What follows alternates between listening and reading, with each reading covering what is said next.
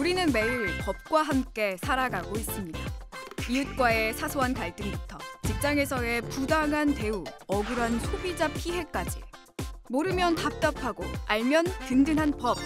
하지만 법은 어렵고 복잡하다고요. 그래서 준비했습니다. 생활 속에서 누구나 겪을 수 있는 법률 문제. 여러분에게 실제 일어날 수 있는 사건을 바탕으로 전문가와 함께 명쾌한 해결책을 찾아드립니다. 억울한 일, 불편한 상황, 이제 혼자 고민하지 마세요. 알면 득, 모르면 손해. 톡톡 생활법률 SOS.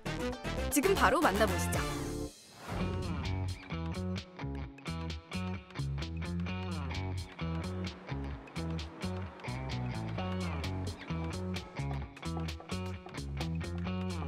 여러분이 고민하던 법률적 문제를 해결해줄 전문가를 만나러 갑니다. 안녕하십니까. 법은 늘 우리 가까이에 있다. 생활 밀착형 법률 전문가 신승훈 변호사입니다. 오늘은 어떤 사건을 가져오셨나요? 이건가요? 어디 한번 보죠.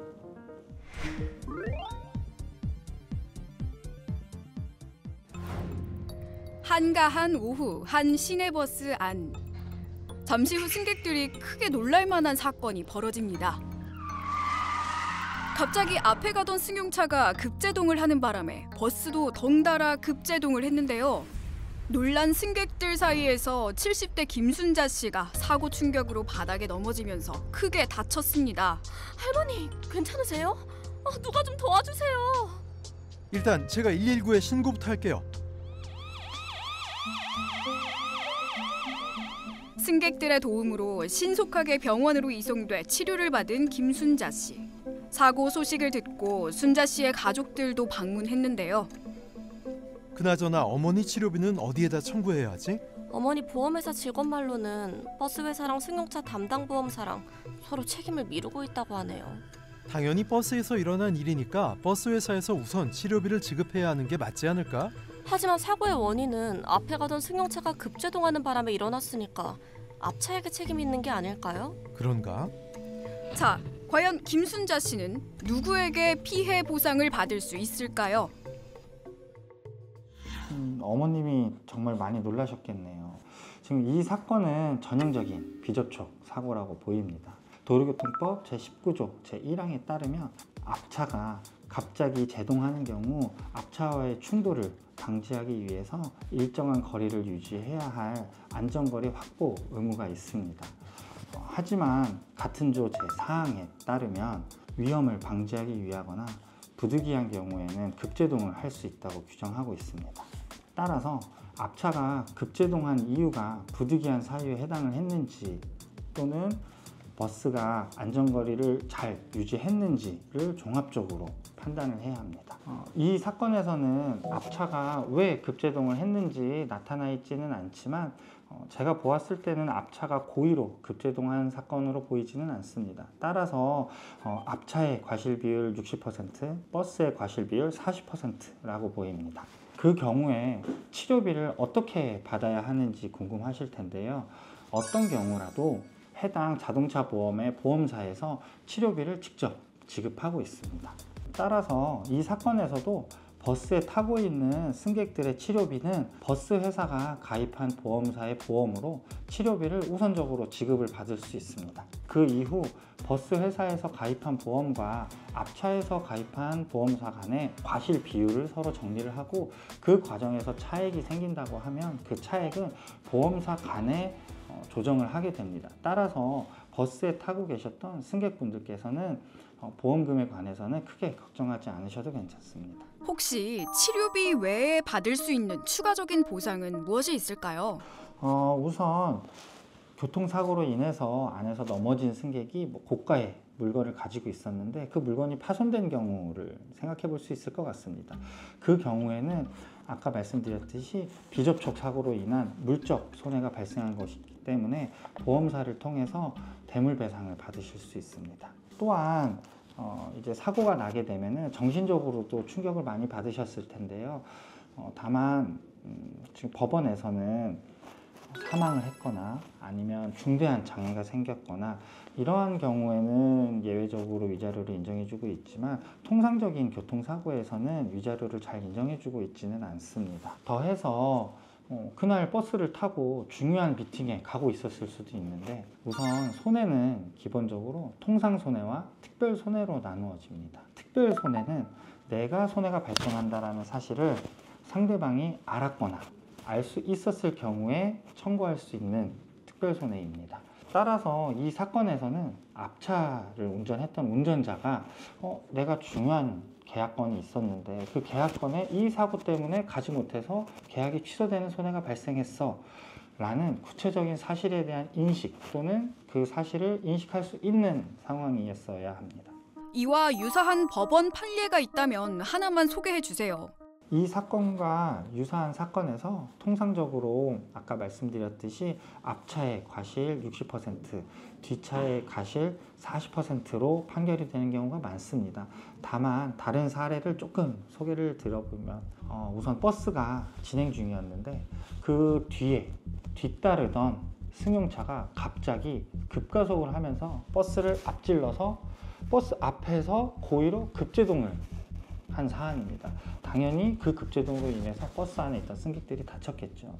그 사안에서 법원은 앞차의 과실을 100%로 인정을 하였습니다. 그 이유는 버스 운전기사가 아무리 주의 의무를 다 했어도 앞차가 그렇게 고의적으로 급제동을 한 사안에서는 버스 운전기사의 회피 의무가 없다라는 취지였습니다.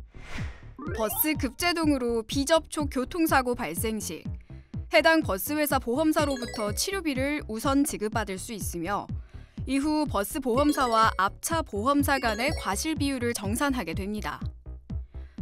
여기에 개인 소지품이 파손된 경우 대물 배상이 가능하며 이로 인해 사망 또는 중대한 장애 발생 시 위자료가 인정되나 통상 일반적인 교통사고는 대부분 위자료 인정이 어려울 수 있습니다. 급제동의 이유가 명확하지 않을 시 통상적으로 앞차 60%, 뒷차 40%로 과실 비율을 적용하며 앞차가 고의로 급제동한 경우에는 100% 앞차의 책임을 물게 됩니다.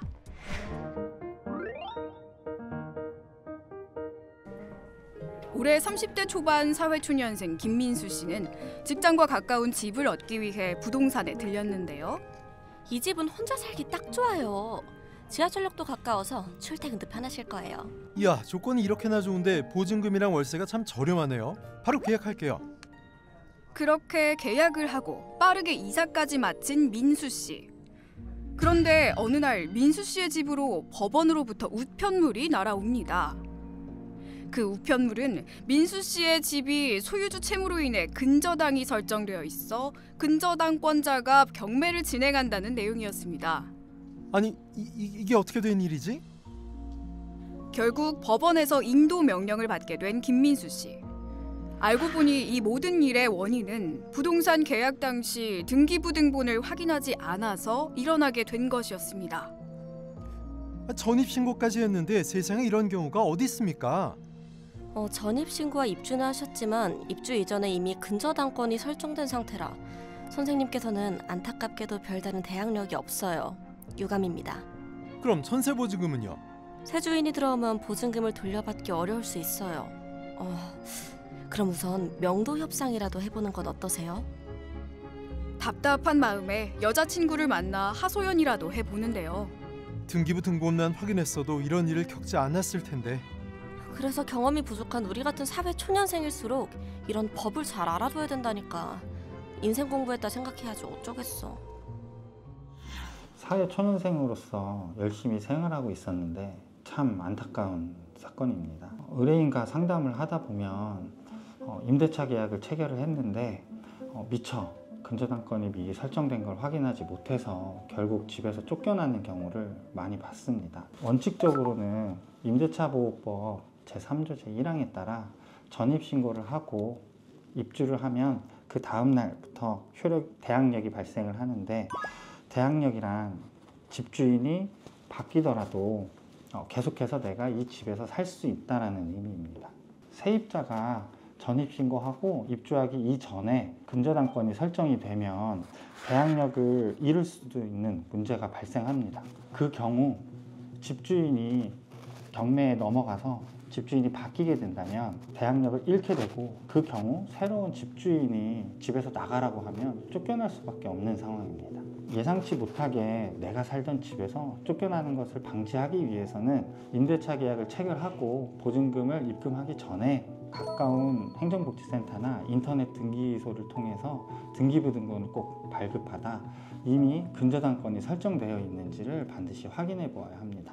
또한 우선 변제를 위해서 임대차 계약서에 확정일자를 꼭 받아주시고, 만약 등기부등본을 발급받았는데 그 내용에 압류, 가압류 등 다른 기재사항이 있다고 하면 그 경우에도 똑같이 대항력을 잃을 수도 있습니다. 따라서 다른 기재사항이 있다면 가까운 전문가에게 상담을 받는 것을 추천드립니다. 부동산 계약 후에 집주인이 근저당을 설정하면 어떻게 되나요?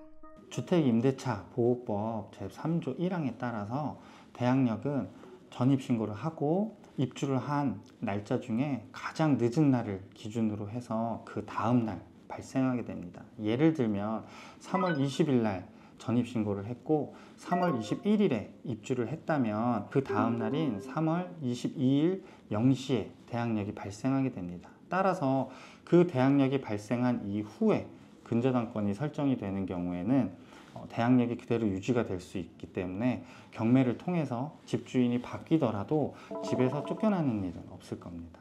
부동산에 근저당이 없더라도 알고 보니 집주인의 채무 문제가 심각하다면 집에서 쫓겨날 위험이 발생할 수 있을까요? 원칙적으로 대항력이 있다면 집주인이 채무 상태가 좋지 않다고 하더라도 바로 쫓겨나는 것은 아닙니다. 하지만 집주인이 채무 상태가 좋지 않기 때문에 현실적으로 보증금을 다시 돌려받기는 어려울 수 있습니다. 그럴 때에는 지금 살고 계신 집을 경매에 붙여서 매각하면 그 매각 대금에서 보증금을 반환을 받는 방법도 고려해 볼 수 있고요. 더 나아가서는 집주인 명의의 다른 재산에 대한 압류 등을 통해서 보증금을 보전을 받을 수 있습니다. 임대차 계약 시 반드시 등기부등본을 확인하세요. 등기부등본은 반드시 계약 체결 전 확인해야 하며 근저당권, 압류, 가압류 등의 기재 여부를 꼭 확인해야 합니다. 입주자의 대항력의 발생 조건은 전입신고와 입주를 마친 후 다음 날 자정부터 발생하며, 대항력이 있으면 집주인이 바뀌어도 계속 거주 가능하나 전입신고, 입주 전에 근저당이 설정되면 대항력이 없으므로 퇴거당할 수 있습니다. 일상에서 예상치 못한 법률 문제가 생기면 당황하고 걱정되기 마련입니다. 하지만 법을 알고 대비하면 내 권리를 지키고 불필요한 피해를 막을 수 있죠. 앞으로 일어날 수 있는 여러분의 생활 속 법률 문제는 톡톡 생활법률 SOS가 명쾌하게 해결해 드리겠습니다. 다음 시간에 또 만나요.